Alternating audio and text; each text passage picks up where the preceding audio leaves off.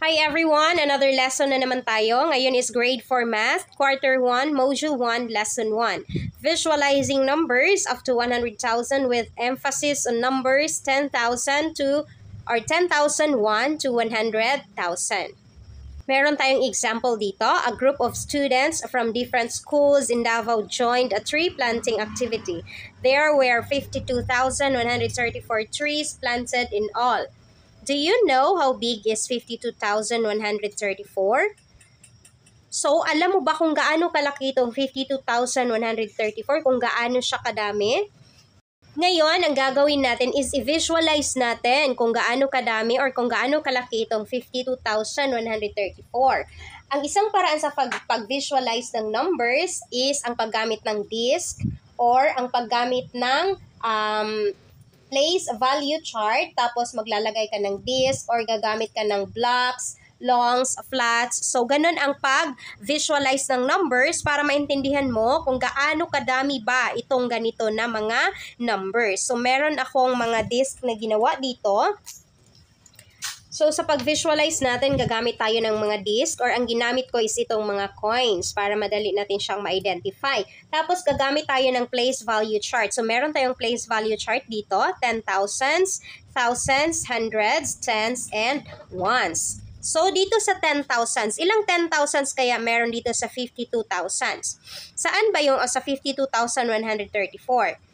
So, nandito ang ating 10,000s place sa 5. So, ibig sabihin, ang sa 10,000 natin is 5. So, ito yung ating 10,000. Maglalagay tayo itong isang coin or itong isang disk, ipagpalagay natin na disk ito is 10,000 ang kanyang value. So, since 5 10,000 ito or 5 10,000, so maglalagay tayo ng 5 10,000. So, 5 10,000 dito. Ayan, so meron tayong 5 10,000. Ngayon, ilan naman sa 1,000 natin? So, ang nasa place value ng ating 1,000 is si 2. So, ibig sabihin, 2,000 ang ilalagay natin dito. So, ito, 2,000. And then, dito sa hundreds, ilang hundreds meron tayo? 1. So, ibig sabihin, isang 100 yung ilalagay natin dito sa 100. And then, ilang tens? So, ang tens natin is 3. So, 3 tens ang ilagay natin. Okay? So, 3 tens. And then, ilang ones? 4. So, ibig sabihin, 4 ang ilalagay natin na ones. Okay? So, 4 na ones. Okay, so nakita nyo, ang 10,000 natin, ilang 10,000 meron tayo? 1, 2, 3, 4, 5. Sa 1,000 naman, ilang 1,000 meron tayo? 1, 2. Sa hundreds, 1. Sa tens, ilan tayo? 1, 2, 3. Sa ones naman, ilan ang meron tayo? 1, 2, 3, 4. So ngayon, isusulat natin siya ng ganito. So, isusulat natin siya dito na meron tayong 5 10,000. Okay? So, 5 siya. And then, meron tayong 2 thousands. Meron tayong 1 hundreds. Meron tayong 3 tens. At meron tayong 4 na 1. So, kapag isulat natin siya sa number, 5, 2, 1, 3, at 4. So, kapag isulat natin siya sa kanyang value, ang 5 10,000 is 50,000. Ang 2,000 is 2,000. Ang 100 is 100. Ang 3 tens is 30. Ang 4 na ones is 4. Ang nakikita natin, ang ibig nating sabihin at ang isusulat natin. So, ang nakikita natin is 5 disk ng 10,000. So, nakikita natin na meron tayong 5 disk ng 10,000. Ano ang ibig sabihin nito? Ang ibig sabihin nito is 10,000 plus 10,000 plus 10,000 plus 10,000 plus 10,000. So, 1, 2, 3, 4, 5. Or, 10,000 times 5. Paano natin siya isulat? 50,000. So, 10,000 times 5 equals 50,000. Dito naman sa pangalawa, sa 2,000. So, meron tayong nakitang 1,000 na disk. So, 2 disk of 1,000. Ang ibig nitong sabihin is 1,000 plus 1,000 or 1,000 times 2. So, magkano ito or ilan ito? 2,000. Dito naman sa pangatlo, sa hundreds place, ang nakita natin is isang disk ng 100. So, one disk of 100. So, ang ibig sabihin natin, 100 or 100 times 1 equals, ang isulat natin is 100. Dito naman sa tens place, ang nakita natin is tatlong tens. So, 3 disk of 10 or 10 plus 10 plus 10 or 10 times 3. So, 10 times 3 equals, ang isusulat natin is 30. Sa ones place naman, ang nakikita natin is isa, dalawa, tatlo, apat. So, 4 disk of 1 or 1 plus 1 plus 1 plus 1 or 4 times 1. So, ang isusulat natin is 4. So, ang total natin dito, 50,000 plus 2,000 plus 100 plus 30 plus 4 is equal to 52,134. So, ito na yung total natin. 52,134. So, sa pag-visualize natin, maiisip natin na ganito pala kadami yung trees na na-plant. Meron tayong example dito, 62,800 at 85,945. Ang gagawin natin is draw the number disk to show the following number. So, i-draw natin yung mga disk kung ilang disk ang ma-draw natin. So, sa 62,800, ilang 10,000 meron tayo? So, 6. So, ibig sabihin mag-draw tayo ng 6 na 2, 3, 4, 5, 6. So, 6 na 10,000. So, 10,000 ito dito. And then, ilang thousand? Dalawa. So, dalawa, 1, 2. So, this is 1,000. Dalawang 1,000. And then, ilang hundred? 8. So, 1, 2, 3, 4, 5, 6, 7, 8. So, 800. So, meron pa ba? Wala na dahil 0, 0 na siya. So, ito na yung sagot natin. 1, 2, 3, 4, 5, 6 na 10,000, 2,000 at 800. So, 1, 2, 3, 4, 5, 6, 7, 8. Sa number 2 naman, ilang 10,000 meron tayo? 8. So, ibig sabihin, 8 10,000. 1, 2, 3, 4, 5, 6, 7, 8. So, this is 10,000. And then, ilang thousand? 5. So, 1, 2, 3, 4, 5. So, this is 1,000. Ilang hundred? 9. So, 1, 2, 3, 4, 5, 6, 7, 8, 9. So, this is 100. And then, ilang tens? 4. So, 1, 2, 3, 4. So, this is 10. And then, ilang ones? 5. So, 1, 2, 3, 4, 5. Ayan. So, ganito ang pag-draw ng number disk.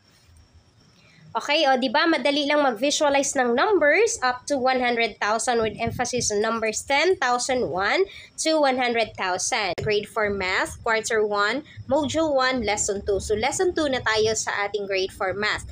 Ang Lesson 2 natin is identifying the place value and value of a digit in numbers up to 100,000. Paano ba tayo mag-identify ng place value ng numbers at kung ano yung value ng numbers na yon? So, ito yung pag-uusapan natin. Meron tayong example dito. As of June 2, 2020, the Department of Health reported 18,997 cases of COVID-19 in the Philippines. So, titingnan natin ang ating number. Meron tayong 18,997. So, ngayon, titingnan natin kung ano ang mga place value ng mga numbers na ito at kung ano ang kanyang value. Ano ang ibig sabihin ng place value? Ang place value refers to the position of a digit that determines its value in a given number. So, it helps in reading and writing numbers. So, ito yung place kung saan nakalagay ang mga number, kung saan siya nakaposition. So, ito ang kanyang place value. And pagkatapos, ang value naman ng isang digit is ito yung nagdi-determine. Na-determined natin ito by multiplying that digit by its place value. Titingnan natin itong 18,997. So, saan natin siya ilalagay? Meron tayong place value chart dito. Ito sa right side, itong tatlo dito is tinatawag natin itong units. Ang ones, tens, hundreds. Pagkatapos ng hundreds is tinatawag na natin itong thousands. So, meron tayong 1,000s, 10,000s, and 100,000. So, ngayon, ilalagay natin sa ating place value chart itong si 18,997 para alam natin kung ano yung place value ng mga number natin na nandito. Magsisimula tayo sa 1. So, itong nasa right side natin, itong si 7, ito yung tinatawag nating ones place. So, si 7 ilagay natin dito kay ones. Okay, so 7 dito. Ang kasunod naman ni 7 is si 9. So, si 9 is tens place. So, si 9 ilagay natin sa tens. And then, ang kasunod naman ni 9 is si 9. Si 9 na pangatlo is hundreds place. So, ilagay natin si 9 dito. Pagkatapos ni 9 is si 8. So, si 8 is nasa thousands na siya. So, nandito siya sa 1,000. So, 8, ilagay natin si 8. And then, lastly is si 1. So, si 1 is nasa 10,000s place. Ayan. So, nalagay na natin ang ating 18,997 sa place value chart. Ngayon, titingnan natin ang ating place value chart. So, ibig sabihin, si 7 is nasa ones place, si 9 is nasa tens place, si 9 is nasa hundreds place, si 8 is nasa thousands place or 1,000s place, and then si 1 is nasa 10,000s place. Ito yung tinatawag nating place value. So, dito sila nakalagay sa kanilang place value. Ngayon, ano naman ang ibig sabihin ng value? Ito yung ating value chart. Okay. So, dahil nandito na sila sa ating place value chart, ibibigay natin ang kanilang value. So, si 1 dito sa 10, sa 10,000. So, si 1, meron tayong isang 10,000. So, 1 times 10,000. Ang kanyang value is 10,000. So, ibig sabihin, ang value ni 1 dito sa ating 10,000's place is 10,000. Or, isang 10,000 meron tayo. Pagkatapos sa 1 naman, si 8. So, si 8 is multiply natin sa 1,000 kasi 1,000. So, 8 times 1,000 is 8,000. So, ibig sabihin, si 8 dito sa kanyang 1,000 place, ang kanyang value is 8,000. Si 9 naman sa hundreds place. So, si 9, meron tayong 9 na 100. So, 9 times 100, ang value ni 9 is 900. Dito naman sa 9 sa tens place. So, 9 times 10, ang value ni 9 is 90.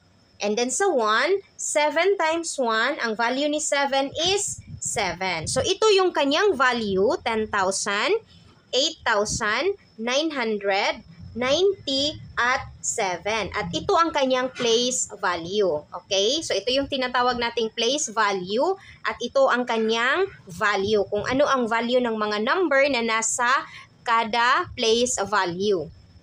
Kapag isulat natin siya, so ito ang kanyang standard form, 18,997. So, meron tayong another example dito, 91,736. So, ilagay natin siya sa ating place value chart. Okay. 91,736. So, ilagay natin siya sa kanyang place value chart. So, mag-start tayo sa 1. So, ang ones natin is si 6. Okay. So, ilagay natin si 6 dito. And then, pagkatapos ni 6 is tens place, si 3. Pagkatapos naman ni 3 is si 7, nasa hundreds place. Pagkatapos ni 7 is si 1, nasa 1,000 place. And then si 9, nasa 10,000 place. Okay? So, si 9. So, meron tayong 91,736. So, ang place value ni 9 is 10,000. Ang place value ni 1 is 1,000 or 1,000. Ang place value ni 7 is hundreds. Ang place value ni 3 is tens. Ang place value ni 6 is 1. So, ngayon, paano natin siya gagawin sa expanded form? Or paano natin kukunin ang kanyang value? So, sa pagkuha ng value again, itong ating number, i-multiply sa kanyang place value. So, for example, itong si 9. So, 9 times, ano ang kanyang place value? 10,000. So, 10,000. So, ano ang value ni 9? 90,000. So, plus si 1 naman. Ano ang value ni 1? Ano ang place value ni 1? 1,000 or 1,000. So 1 times 1,000 kasi nasa thousands place siya. So 1 times 1,000, ang value ni 1 is 1,000. Plus si 7 naman. Ano ang place value ni 7? Nasa hundreds. So ibig sabihin 7 times 100. So 7 times 100. 7 times 100. Ano ang value ni 7? 700. Plus si 3 naman nasa tens place. So 3 times 10 kasi nasa tens place siya. So ano ang value ni 3? 3 times 10 equals 30. Plus 30. Okay, so si 6 nasa ones place. So ibig sabihin 6 times 1. So ano ang value ni 6? 6. So kapag i-add natin siya, 90,000 plus 1,000, 91,000 plus 700, 91,700 plus 30, 91,730 plus 6, 91,736. So ito na yung ating 91,736.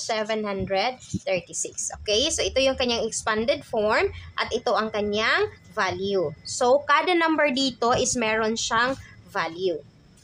Okay? So, I think naintindihan na natin. So, ngayon, itest natin ang ating napag-aralan. Write the digits that holds the place value in the number. 46,378. So, ilalagay natin ang number kung ano yung nasa thousands place. Okay. Number 1, thousands place. So, ano yung nasa thousand place natin? So, si 46,378, ito yung ating ones place, tens place, hundreds place, thousands place, 10,000s place. So, ibig sabihin, si 6 ang sa thousands place natin. So, ones place naman is si 8. Sa hundreds place is si 3. Sa 10,000s place is si 4. And then sa tens place is si 7. Okay, so ganyan lang kadali. So may example pa tayo dito sa baba. Ito yung mga numbers natin. Merong naka-underline na mga number, ilalagay natin kung ano ang kanyang place value. Pagkatapos, ilagay din natin kung ano ang kanyang value. So number 1. 25,348. So, si 3 yung naka-underline. So, si 3 is nasa hundreds place kasi ones, tens, hundreds. Okay? So, ang kanyang place value is 100. Dahil si 3 ay nasa hundreds place, so ano ang kanyang value? So, 3 times 100. So, ilagay natin 3 times 100. So, ang value ni 3 is 300. Okay? So, number 2. 58,127. So, ang naka-underline is si 8,000. So, si 8,000 is nasa, si 8 is nasa thousands place. So, nasa thousands place siya. So, ilagay natin dito, 8 times 1,000 kasi si 8 nasa thousands place. So, ibig sabihin, ang value ni 8 is 8,000. Ayan. Number 3, 69,234. So, si 3 na ang naka-underline. So, ang place value ni 3 is ones, tens. So, nasa tens siya. So, ang value niya is 3 times 10. So, 3 times 10 equals, ang value ni 3 dito is 30. Another example, 37,256. Ang naka-underline is si 3. So, si 3 is nasa anong place? Anong place value? 10,000 kasi ones, tens, hundreds, thousands, 10,000. So, 10. So, ang value ni 3 kasi nasa 10,000 place value siya. So, 3 times 10,000. So, ang value ni 3 is 30,000. Okay. So, last number, 26,789. So, ang naka-underline is si 9. Nasa ones place. So, ones. So, ang gagawin natin is 9 times 1. 9 times 1 equals, ang value ni 9 is 9. Ayan. Okay, so ganyan lang kadali ang ating lesson. Ganyan lang kadali mag-identify ng place value. Kapag na-identify mo na yung place value niya, malalaman mo na kung ano yung kanyang value. Kasi i-multiply mo lang ang kanyang place value sa number, meron ka ng value. Grade 4 Math, Quarter 1, Module 1, Lesson 3. So, Lesson 3 na tayo sa Grade 4 Math. Ang nakaraang lesson natin is about Lesson 2. So, ngayon is reading and writing numbers in symbols and in words up to 100,000. And we will compare them by using relation symbols. Meron tayong example dito, billionaire Jack Ma in partnership with Senator Manny Pacquiao's foundation donated 70,000 face masks and 57,600 COVID-19 testing kits for people all over the Philippines. Paano ba natin basahin ang mga numbers na nandito at paano natin siya isulat? So, ito yung pag-aaralan natin. So, meron tayo ditong we read and we write. So, itong 70,000, ang pagbasa natin dito is itong 7 at 4 na 0. Ang pagbasa natin is 70,000. Ito naman sa baba is 57,600. Pagkatapos, paano natin siya isulat? So, meron tayo ditong 70,000 and then ito is 57,600. Sa pagbasa natin ng mga numbers, uunahin natin ang nasa left side. So, gaya nito, 70,000, inuna natin pagbasa si 7. 57,600, inuna natin pagbasa si 5. So, mag-start tayo sa pagbasa from left to right. Pagkatapos, kapag sinulat naman natin siya, so mag-leave tayo ng mga spaces and numbers kapag nagsusulat tayo. Gaya nito, 70. So, si 70, nag-leave tayo ng space bago natin sinulat si 1,000. Si 57, kasi isang word siya, or compound word, kasi pinagsama natin si 50 at si 7, kaya naglagay tayo ng dash dito. So, 57, nag-leave tayo ng space bago natin sinulat si 1,000. Pagkatapos, sinulat natin si 6, nag-leave tayo ng space, 100. So, hindi one word si 600. So, 6, nag-leave ng space, 100. Kaya, so, 57,600. So, ganyan ang pagsulat ng mga numbers. Okay, so napakahalaga na alam natin ang place value ng mga numbers natin para mabasa natin siya ng maayos. So for example, itong si 23,614, ang nasa ones place natin is si 4, tens place is si 1, si 6 is nasa hundreds place, si 3 is nasa sa thousands place, si 2 is nasa 10,000s place. So sa pagbasa natin is 23,000 kasi si 3 is nasa thousands place, and then 600 kasi si 6 nasa 100 place, and then 14. So, 23,614. So, napakahalaga na alam natin yung mga place value natin. Yung nakaraang lesson natin is about place value. So, kung hindi nyo pa nakita, pwede nyo siyang panuorin. And then, sa pagsulat din natin, napakahalaga na alam natin yung mga spelling. So, 23. 23, so naglagay tayo pa rin dito ng dash kasi 23 is ginawa nating compound word. So, 20 and 3. 23, nag-leave tayo ng space bago tayo nagsulat ng 1,000. So, 23,600, okay? So, may mga space yan ha. 614. So, tatandaan natin sa pagsusulat ng mga numbers. And then, 46,718. So, sa pagsulat natin, 46,718. Okay? So, may mga spaces yan. 36,987. So, 36,987. Okay? Kapag alam natin yung mga place value natin, so madali na lang ang pagbasa natin. At kapag alam na natin kung paano siya basahin, madali na lang din ang pagsulat natin. Basta alam natin yung mga spelling ng mga numbers. Ngayon, dahil alam na natin kung paano basahin yung mga numbers at kung paano isulat, so ang gagawin natin is compare numbers using relation symbols. So ano yung mga relation symbols natin? Ito siya, kapag papunta siya sa left, tinatawag natin itong is greater than. Okay, merong is ha, hindi greater than. Merong is greater than. At kapag papunta naman siya sa right, tinatawag natin siyang is less than. Okay, ang open niya is papunta sa right ha, is less than.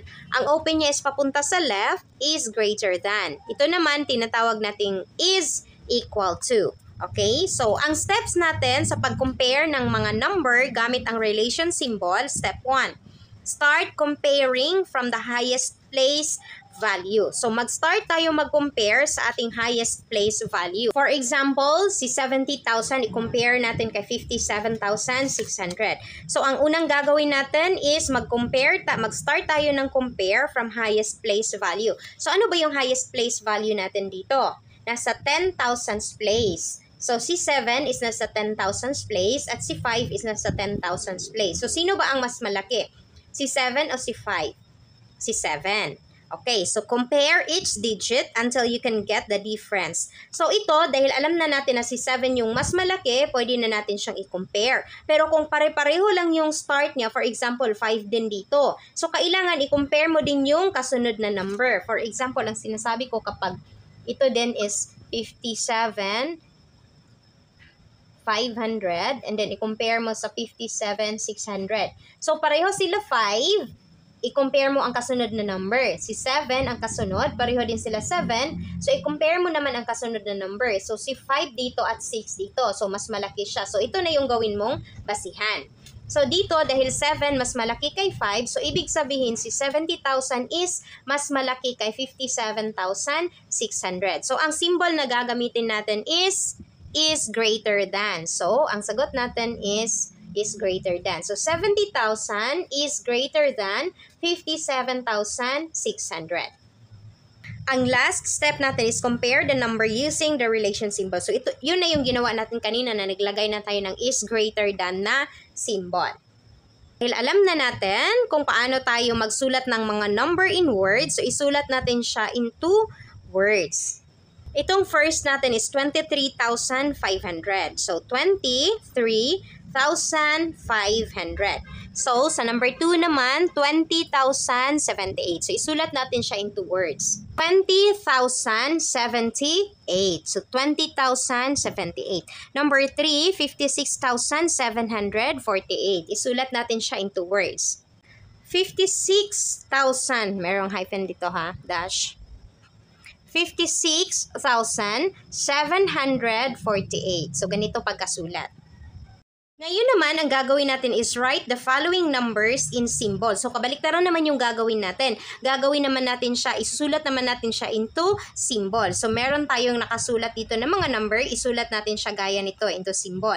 So, 25,003. Okay, so 25,003.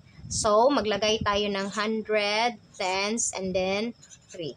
So, 25,003. Another, 81,200. So, 81,200. Okay, so ganyan lang kadali. Ngayon, ang gagawin natin is compare the following using relation symbol. So, i-compare natin itong mga number dito gamit ang ating relation symbol.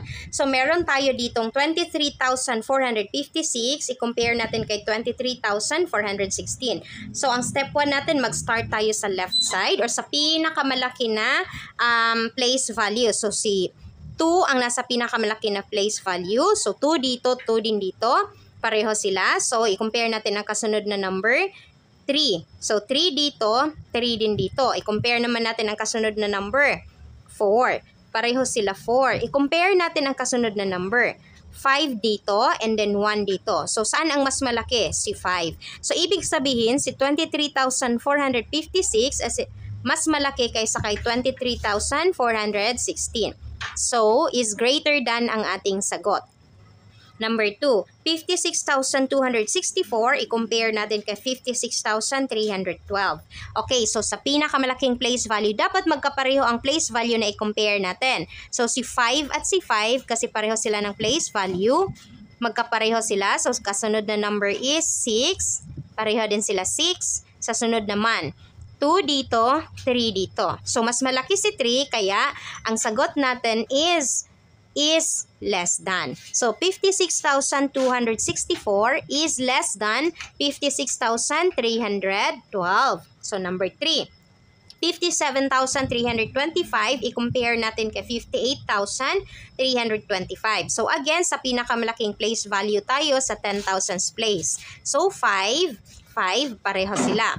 Ang next is 7, tapos 8. So, mas malaki si 8. So, ibig sabihin, ang sagot natin is is less than kasi mas malaki si 58,325.